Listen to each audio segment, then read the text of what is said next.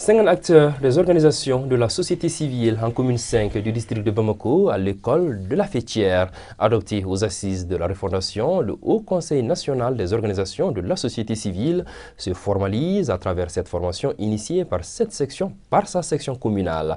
La session vise aussi à amener ses membres à œuvrer pour le Mali, d'où le thème choisi, rôle et mission des acteurs des organisations de la société civile dans la recherche des Mali nouveaux.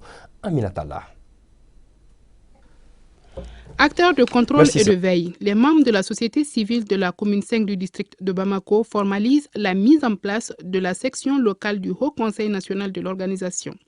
Cette formalisation est actée à travers une session de formation de 50 de ses membres. Nous voulons associer tous les Maliens autour d'une plateforme qui s'appelle le Haut Conseil national des organisations de la société civile. Ça a été adopté aux assises. Nous avons commencé. Maintenant, il faut formaliser la mise en place de ce haut conseil par vraiment une commission qui a été mise en place. Il y a le ministre de la refondation, il y a l'administration territoriale. Nous sommes en train de formaliser officiellement le haut conseil. Mais pour le moment, nous avons mis des bureaux dans toutes les régions du Mali et dans les 6 communes de Bamako. En renforçant les capacités des acteurs de la société civile de la commune 5, il s'agit pour l'organisation d'aider à la réorganisation du secteur. Dans son rôle de veille, la société civile doit aussi aider à faire face aux défis de l'heure. Aujourd'hui, nous avons des préoccupations. La première, c'est œuvrer pour que la transition réussisse. Personne n'a intérêt à l'échec de la transition. Donc œuvrer corps et âme pour qu'on arrive à terme. Conscients du rôle prépondérant qu'ils doivent jouer dans l'atteinte des objectifs, les participants comptent jouer leur partition. Cette formation, ça va permettre aux uns et aux autres vraiment de connaître leur rôle et leurs responsabilités dans le cadre vraiment de leur action de tous les jours. Je pense que ça va permettre aux uns et aux autres vraiment de s'informer et des activités auxquelles il faut vraiment faire face. Pour sortir notre pays de la crise multidimensionnelle qu'il traverse depuis 2012, la société civile doit mieux se positionner afin d'influer le pouvoir décisionnel. D'où le thème « Rôle et mission des acteurs des organisations de la société civile dans la recherche des Mali nouveaux ». Action humanitaire au bénéfice de la population de Djikorouni-Para. Nous sommes en commune 4 du district de Bamako où l'association Santé Plus a organisé ce samedi une journée de consultation gratuite du diabète et de l'hypertension artérielle. Une initiative qui constitue la première étape d'une série d'actions citoyennes. Aminata Zoumana Sako. Le diabète et l'hypertension artérielle, deux maladies chroniques dont le diagnostic précoce facilite la prise en charge. C'est ce qui justifie cette journée de consultation gratuite. Une initiative de l'association Santé Plus qui constitue la première étape d'une série d'actions s'inscrivant dans la même dynamique. Nous avons déjà un cahier de charges dans lequel on a mentionné beaucoup de projets à l'endroit de la population. Après ce dépistage, nous allons organiser encore quelquefois de plus de séances de dépistage. Et dans ce cas, ça sera à l'endroit de nos très chères mamans. Un sentiment de fierté. Parce que quand on est dans quelque chose que nous aimons, quand on fait quelque chose que nous aimons, quand on met en valeur ce que nous faisons, ce n'est que fierté en réalité. À l'endroit de la population, c'est que c'est une aubaine. Ce sont des opportunités qu'il ne faut pas rater. Nous sommes tous des potentiels malades. C'est ce que nous devrons retenir. Nous pensons que nous sommes en bon état de santé, mais en réalité, seul le dépistage souvent nous permet de détecter les maladies qui sont en incubation, entre parenthèses, c'est-à-dire qui sont silencieuses en nous. Donc c'est lors de ces dépistages que nous pourrons détecter ces maladies. L'association Santé Plus apporte ainsi son appui aux actions de développement local entreprises par les autorités municipales. J'avoue, quand je venais ce matin, le maire il était empêché. Il m'a dit, monsieur le maire, vraiment, je voulais vous accompagner. Pour que ces jeunes-là savent que vraiment nous sommes avec eux. Ils sont déterminés pour la cause de la commune. Nous, on ne peut que les accompagner. Et ce dépistage ce matin, ça montre vraiment leur foi, leur engagement, leur détermination de faire accompagner notre population. Encore, le privilégié des 3 commissariats encore nous réconforte plus davantage. Tension tena.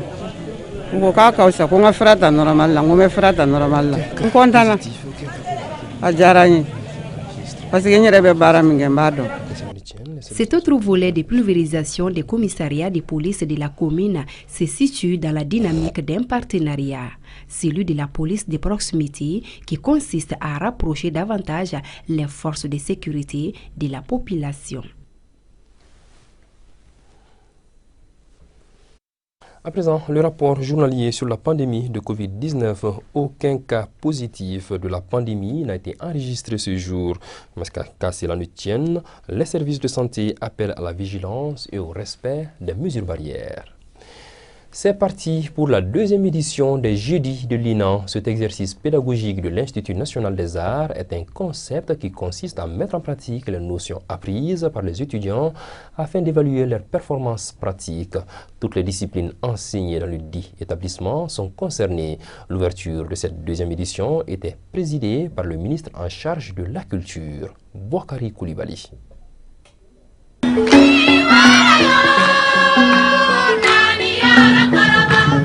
Hier, École des Beaux-Arts, aujourd'hui Institut national des arts. Les rayonnements de la culture malienne toujours dans sa dynamique. La preuve, la cour de l'établissement vit au rythme des chants, danses, expressions corporelles et expositions d'objets d'art, des œuvres artistiques des étudiants. Cela s'appelle Jeudi de l'INA. Alors, les Jeudis de l'INA, c'est une activité pédagogique. À mi-parcours de l'année, il nous arrive de nous retrouver ici à l'INA pour voir les performances, les prestations de toutes les sections de l'INA. Ça nous permet de vérifier est-ce que ce que nous avons donné comme enseignement théorique dans la pratique, ça se sent. Et voilà, à partir de là, nous essayons de corriger au fur et à mesure sur la performance. Pour cette deuxième édition des Jeudis de l'INA, les étudiants futurs artistes ont montré tout leur savoir-faire à travers plusieurs prestations artistiques et culturelles. Des jeux dramatiques qui n'ont pas laissé le ministre de la Culture indifférent et d'ajouter sitôt que la relève est assurée. Je dois avouer que je suis impressionné par la qualité des prestations données par les étudiants. Nous avons eu la bonne preuve que la relève est assurée.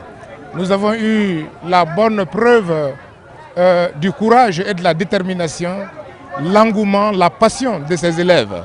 La guerre, la paix, les violences basées sur le genre ou encore la mort sont entre autres thématiques incarnées par les étudiants à travers leur corps. Un public émerveillé, un corps professoral fier, c'est le moins qu'on puisse dire. D'ici là, les regards sont tournés vers les derniers jeudis de l'an 2022.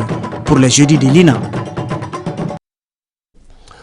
Première édition de Bamako Parc Magique, lancée ce vendredi au Parc national du Mali. Cette initiative de la directrice de Dana Group en partenariat avec la direction du Parc national vise à permettre notamment aux tout-petits de profiter des illuminations tout au long de ce mois de décembre. Après donc Bamako Ville Lumière qui en est à sa 6e édition cette année, Bamako Parc Magique vient donner la possibilité aux Maliens de faire le passage au nouvel an dans la gaieté. Lala Djaharatouré. Le parc national de Bamako aux couleurs des fêtes de fin d'année. Et voici le nouveau visage qu'affiche cet espace ludique et de distraction. Une seule appellation, Bamako Parc Magique. L'espace se métamorphose jusqu'au 2 janvier 2023. Une innovation qui s'inscrit dans le cadre de la continuité du projet Bamako Ville Lumière.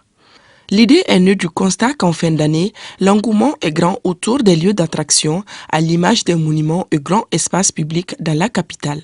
C'est dans l'esprit d'assurer un espace de loisirs attrayant et sécurisé aux tout-petits que l'initiatrice de Bamako Ville Lumière a mis en place ce projet. Diana, ça va? Tu es là aujourd'hui, tu es contente? Oui. Pourquoi?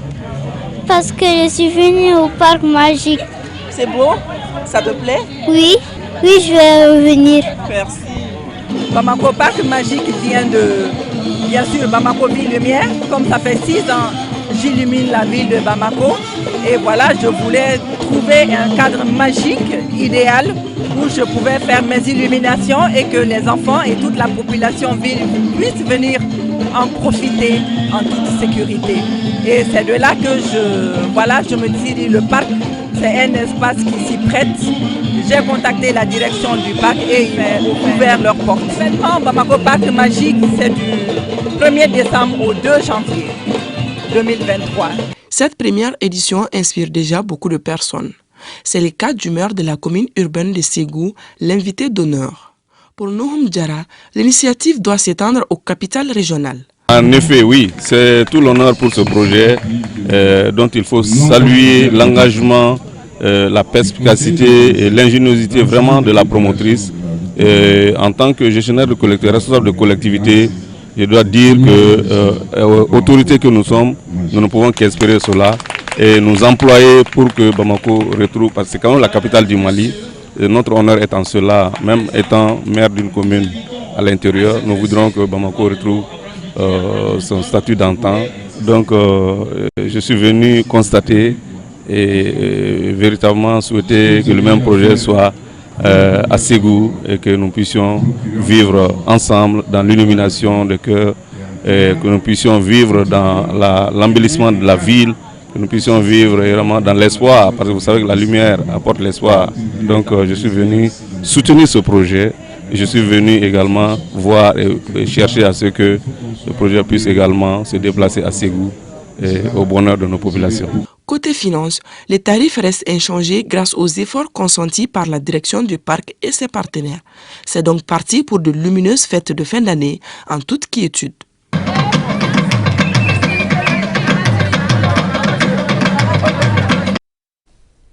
Voilà, c'est ainsi que s'achève cette édition dominicale. Merci de l'avoir suivi. Prochain cap des infos sur RTM2, c'est demain à partir de 12h30. D'ici là, portez-vous bien et je vous souhaite une excellente entame de semaine.